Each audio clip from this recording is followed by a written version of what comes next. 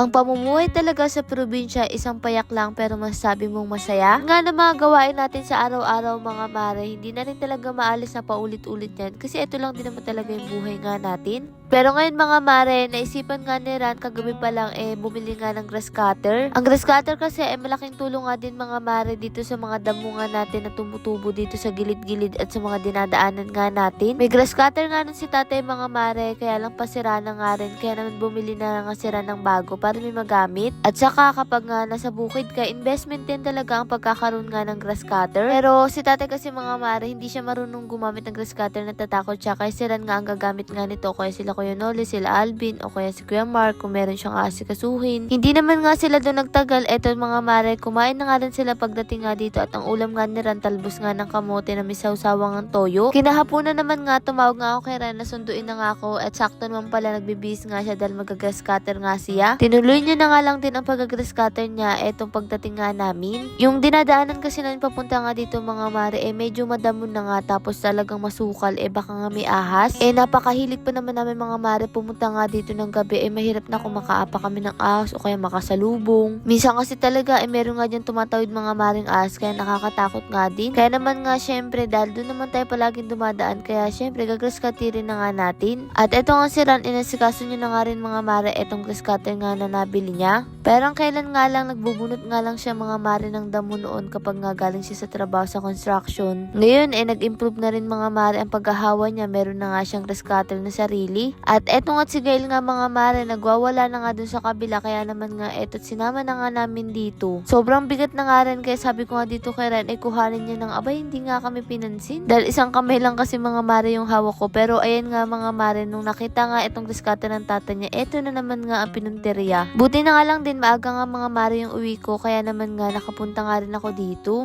Tuwing tinitingnan nga namin si Gail ay talaga nang mamangha nga kami, napakalaki na niya. Kapag binabalikan nga namin yung mga video nga niya nung maliit apakabilis talaga ng panahon. Nakakatuwa talaga magbasa ng ganito mga mare. Ang sabi niya, legit user nga daw siya, last month bumili daw siya. Nawala ang kanyang pimples at dark spots sa mukha at napansin daw niya na pumuputi siya. Meron nga rin daw siyang peklat sa paa, dati daw maitim, ngayon mga mare nagbabago na yung kulay. Ang sabi niya nga, diba sabon lang yan, paano pa kaya kung sasamahan mo nga ng lotion? Ang kagandahan pa ngayon, meron pa rin tayong pa-previous mga mare na 50 grams at may kasama na rin siyang mesh net kada bilyon nyo, pati lotion mga mare may 50 grams na nga rin na freebies. O siya mga mare, eto't nag-asikaso na nga rin si Ran dito magsimula. Palalapit pa sana ako kaya lang nataliskan nga ako mga mare sa mukha kaya natakot na ako lumapit. Kaya sinamantala ko na nga rin na si Gail mga mare, abalang-abala nga doon. Kaya sabi ko magpapalit nga ako ng cobre kasi ilang araw na nga ito. Akala ko nga nabubuksan pa nga dito yung bintana mga mare kasi sobrang init, yung pala hindi na, kaya naman nga pinagtiisan ko na nga lang. Mas uminit kasi siya nung kinulog nga natin mga mare kaya akala ko hindi pa nga ito nasasarado tong bintana.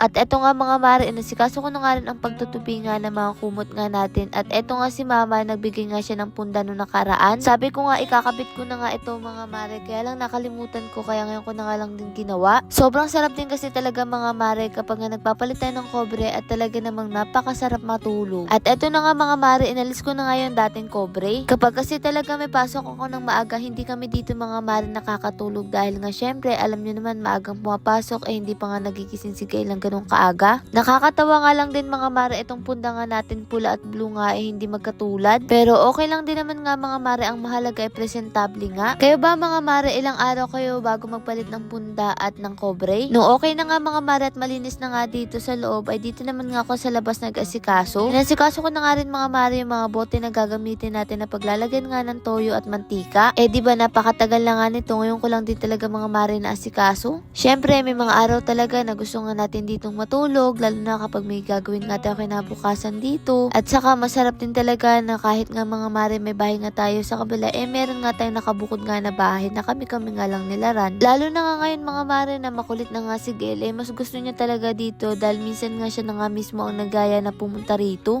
Pagkatapos ko nga mga mare hugasan at eto na nga yung itsura, naglinis na nga rin ako dito sa may sala. Marami na nga rin tayo ditong gamit kaya wala nga rin akong mapaglagyan. At eto nga sila Kuya Mark nagbigay pala dito ng kikiam. Kaya naman nga eto't nagmerenda na nga rin kami. Habang si Chuchu nga dito nakatingin nga sa amin mga mare na para bang nangungusap. Lord, marami pong salamat sa lahat ng blessing at syempre sa inyo mga mare. Paano ba yun bukas na lang ulit?